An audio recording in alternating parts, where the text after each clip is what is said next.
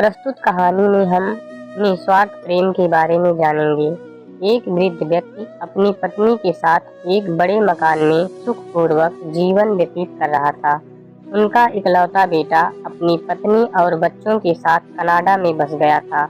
एक दिन अचानक उस वृद्ध व्यक्ति को दिल का दौरा पड़ा और वे चल बसे। उनकी पत्नी तो मानो जैसे बुत हो गई। इतना बड़ा दुख जो पड़ा, पति का साथ छूटना एक पत्नी के लिए सर्वाधिक सुखद होता है। बेटा अपने पिता के अंतिम संस्कार के लिए कनाडा से भागा भागा आया। वह बहुत उदास था क्योंकि वह अपने पिता को उनके अंतिम दिनों में अपने साथ नहीं रख पाया।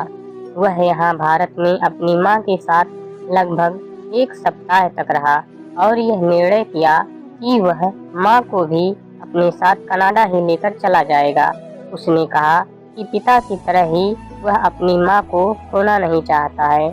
माँ को जब यह पता चला तो वह बहुत खुश हुई कि चलो अपने बेटे पोते के साथ बुढ़ापा कट जाएगी। उन्होंने अपना बड़ा सा मकान और अन्य जगह जमीन बेच दिया और सब कुछ बेटे को दे दिया। माँ तय दिन अपना सब कुछ पैक कर बेटे के साथ हवाई अड्डे के लिए निकल पड़ी। सामान और अन्य सुरक्षा जांच के बाद वे लोग वेटिंग एरिया में बैठकर अपने फ्लाइट का इंतजार करने लगे। लड़के को पेशाब लगी। वह अपनी माँ से बोला कि माँ, मैं शौचालय तक जा रहा हूँ, 5 मिनट में वापस आता हूँ। माँ ने सिर हिलाया और अपने बेटे का इंतजार करने लगी। उसका बेटा ऐसा गया कि फिर वापस ही नहीं आया। जी हाँ, उसने अकेले ही सारा माल लेकर कनाडा के लिए उड़ान भर दी। भोली और मासूम माँ बहुत देर तक यह सोचती रही कि मेरा बेटा कहाँ चला गया। वह यह नहीं समझ पा रही थी कि वह क्या करे। वह कई घंटे तक अपने बेटे का इंतजार करती रही। अब वह रोने लगी। बेचारी अकेली बूढ़ी औरत करे भी तो क्या। करीब 16 घंटे के बाद एक सुरक्षा गार्ड उनके पास आया और उनसे पूछा, क्या बात है माता जी, आप क्यों रो रही हो। उसने बुझी सी आवाज में बताया कि उसका बेटा उसे छोड़कर चला गया है। उसने यहाँ का मकान जमीन सब कुछ बेच दिया है।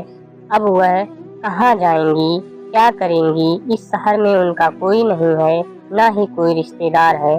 गार्ड यह सब सुन दुखी हो गया, लेकिन वह क्या कर सकता था।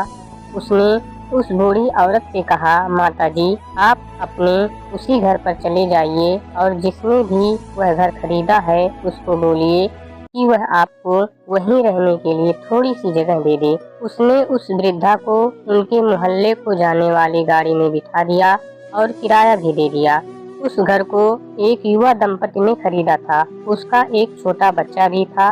वृद्ध महिला ने जब दरवाजा खटखटाया तो एक महिला दरवाजा खोली। उस बूढ़ी माँ ने सारी बातें उस महिला को बताई। वह बोल भी रही थी और रो भी रही थी। आप मुझे थोड़ी सी रहने के लिए जगह दे दो। मैं आपके बर्तन धोऊंगी, बच्चे को संभालूंगी और आपके घर के एक कोने में पड़ी रहूंगी। उस महिला ने उस वृद्ध औरत को घर के अंदर उस कमरे में ले गई जहां उसका पति टीवी देख रहा था। अपनी पत्नी से सारी बातें जानने के बाद उस युवक ने कहा, हमारे घर में यहाँ बहुत जगह है, इसलिए आपको यहाँ रहने में कोई दिक्कत नहीं है।